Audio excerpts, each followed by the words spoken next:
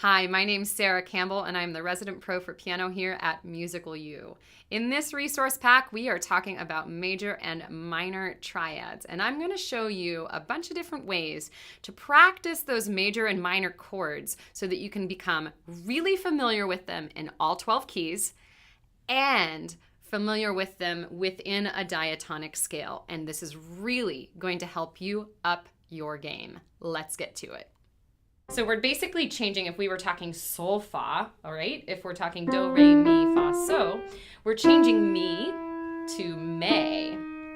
So we have this quality change, this little half step change where we listen hard from mi, and then we switch it down to may. All right, so we have a different chord quality there.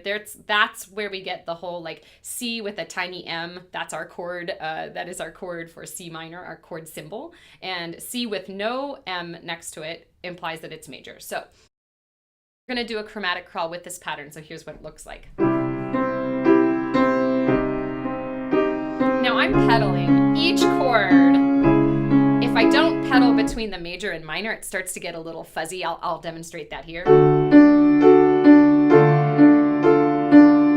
can hear all those sounds kind of getting stuck in there. All right, so you may want to pedal between them. For the third exercise, we are starting to bring in some arpeggios in our left hand. Now, I am not going to make this into a tutorial about how to, what fingering you should use for arpeggios in the left hand, because goodness knows that I have broken all of the fingering rules when it comes to arpeggios.